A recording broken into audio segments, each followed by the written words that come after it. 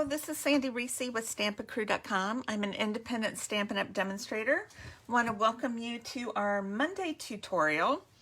Today is the last day we will be featuring products out of our summer celebration catalog, and it's our third and final project using the adorable Peaceful Prince Designer Series paper. It coordinates great with our Peaceful Deer bundle in the holiday mini catalog, but it also has patterns to use all year long. So love this paper and this stamp set. Before I get to the project, I just want to remind you that starting in October, I'm going to try YouTube Lives instead of Facebook Lives. So if you only watch this in our Facebook group, make sure to go to my YouTube channel, just Google Sandy Reese, and subscribe so you don't miss out on our Facebook videos. I'm going to try real hard to post them in the YouTube videos. I'm going to try real hard to post them in Facebook, but sometimes I forget. So you don't want to miss out. Also, during the month of October, I'm going to have giveaways all month long.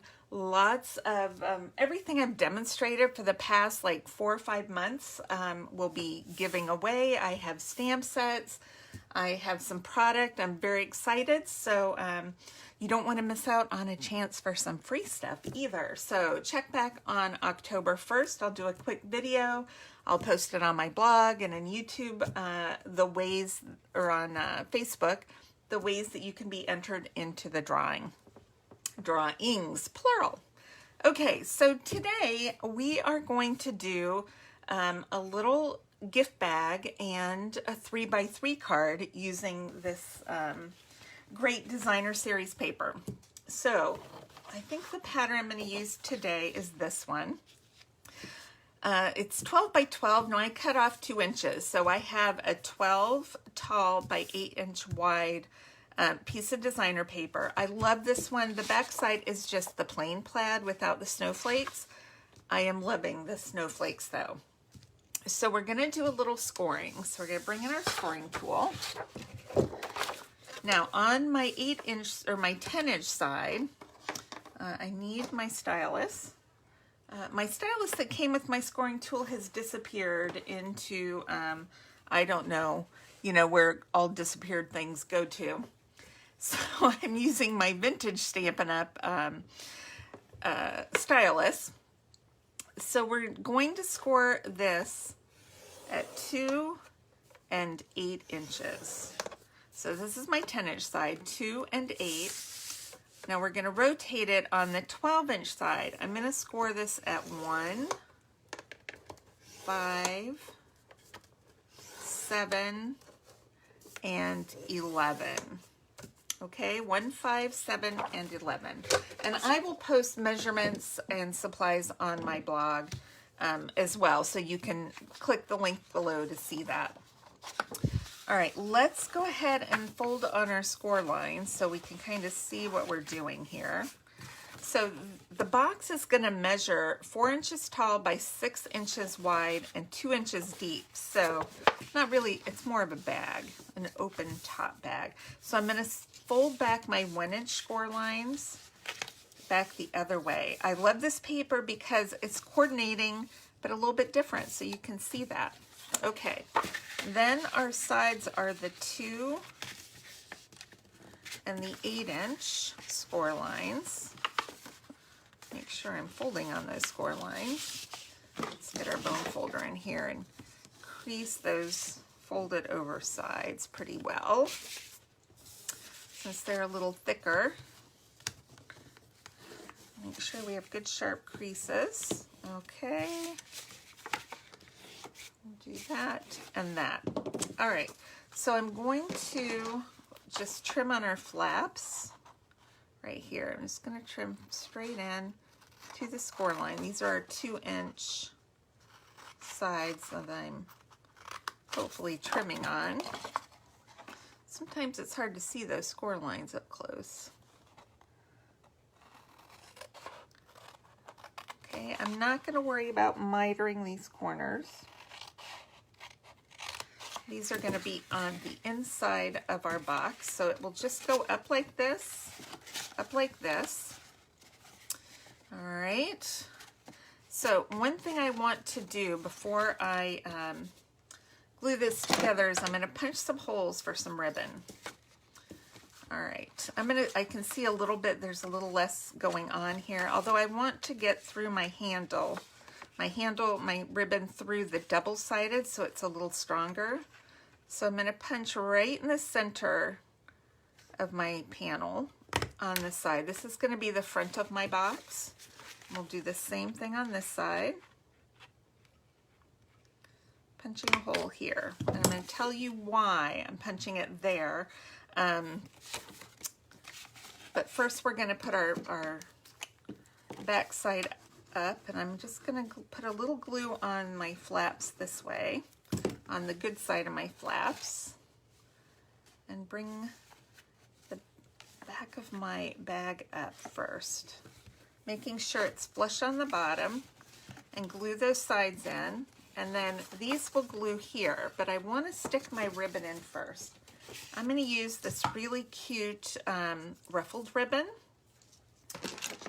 So let's just kind of put that in an angle so it's easy to thread through. And you can use any hole punch you have. This is an older Stampin' Up. It's a 1/8 inch because I wanted my hole a little bit smaller, but you could use a bigger one. Okay, now I'm going to tape this down really well. So that's going to be hidden when I put my, when I glue the box, so I have a nice smooth inside. All right, let's see how tall we want to make our ribbon for a little bag. About that size is good. And we're going to angle this one too. Okay, then make sure it's nice and flat and not twisted. And we're going to thread that in. You can see that okay. I like my projects to have a nice finished edge, so anytime I can hide tape or, you know, tear and tape or whatever, absolutely, that is the way to go. Hide all the messy parts. Okay. Now let's put some glue on here. I'm just going to use my Tombow. I want to get pretty close to the edge. You could also use tear and tape, either way. This is a pretty lightweight little bag, so you're not going to have too much weight in here, hopefully. But it should hold. This will hold some cards and little note cards. You could put a little scarf in here. It's a good sized little box. I keep calling it a box. It's a bag. It's a bag. So just pretend I'm saying bag. All right. Give that a good press. My gosh, how easy was that? You know, whoops, that slid. Hold on. That's the problem with Tombow. You gotta get it in place and then make sure it's cemented before it dries. Help me here. Okay, let's try that one more time. I saved it before it was too late. Okay, much better. But how cute is that? Wrap up a little set of cards with some tissue paper and stick it in there. Okay, so next we're going to make a sweet little 3x3 card to go with this. So I just cut a piece of thick basic white cardstock, and I cut it 6x3 and fold it in half. So now it's 3x3. And then I have a piece of the same paper, but I'm going to use this plain plaid side. And this is 2 3/4 by 2 3/4. We're just going to glue that down. Of course, measurements will be on the blog. And since we're doing snowflakes, we have these great snowflake embellishments. They're kind of a shiny iridescent on one side and matte white on the other. So you could actually sponge the other side, make it any color you want, but I just want the flat white. That is the one I'm going for. So I'm going to put my glue on the shiny side, and you might be upset that the shininess is not going to be on here. But you can do whatever you want when you make this at home. I usually use the shiny side, but today I just wanted to use something a little different.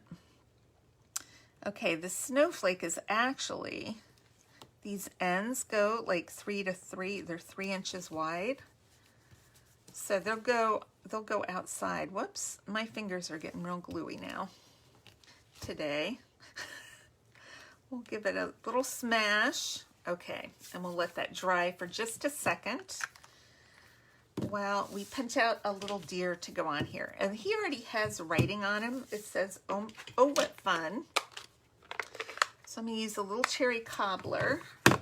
We need some white cardstock. Let's see, I've got a piece of white over here. I'm gonna stamp him at the edge. It could be either side. It doesn't really matter which side of your paper. Just do them on one side so you have room to hold on to this while you put it in the punch. And we'll get them lined up. We'll twist it a little bit here. Okay. Pop him, he just pops right out. Cute. We're gonna pop them up right on our little 3x3 card. This is like a card / tag. It's a card because we can open it up and write in it, but it's going to be more like a tag on our bag. Okay, so we can put this on a couple of ways. We could punch a hole right in the corner and tie it right here and let it hang from the side. That would be cute. We could just slide it on just like that and put our gift in, and that tissue paper will kind of hold it in place. Or we could, I mean, you could put it in a 3x3 envelope, stick it in there too. So that's 3 ways. Now I'm going to give you a 4th way. I'm taking this punch. I think it's called it's in the annual catalog. I don't know the name of it. Story label punch, maybe? I don't know. It's a little bit messy. It's well loved. I will post the punch on the blog because I can't remember the name of it. So I'm going to just cut a little slot right in the center. I'm only doing like a 1/16 of an inch. I don't want much. I just want a little slot. Okay, so you see that notch right there? I'm going to extend it because it is not 3 inches. I need one that my card will fit into. So let's see. I want to cut about halfway on this little block here. So this is how, if you're eyeballing it, this is what to do. I'm going to actually make that slightly wider. Hopefully lining that up pretty well. Okay, and let's see, how far do we need to bring this one over? About to this line. Okay. I don't mind doing it a little wider than needed. Okay, the trick is to not cut off anything else. And if you do, just kind of trim it. Okay, I think that'll be all right. Okay, so now we've cut a little slot, and because we have kind of this piece that folded over, we can slide it right in there. Oh, perfect. And it actually hangs down just a hair below the top of the card. So it's not going anywhere unless you flip that upside down, but then your gift's gonna come out too. So this will work perfectly for transporting, and you can do your sentiment and write your little message in there, and it's already on your bag. Isn't that cute? I love that snowflake with that snowflake paper. Okay, so that is it for today's project. Hope you enjoyed that. I don't do very many boxes and bags. I should do more. Next Thursday, we are going to be focusing on one of our fun stamp sets in here. I'm going to give you a little sneak peek so you can check back on Thursday. What is the name of that set? This is one I love. Oh, it's this one, Joyful Life. We're going to use all three of these little characters starting Thursday. We'll do one Thursday, Saturday, Monday. And we're going to do some really easy cards. I love these things. This guy reminds me of Harry Potter with a pumpkin latte. It's because of his glasses, that's why. And he's a pig from Hogwarts. So love these, love this set. So check back Thursday. Make sure to click subscribe so you don't miss out on our drawings in October. And I will see you all soon. All right, bye-bye.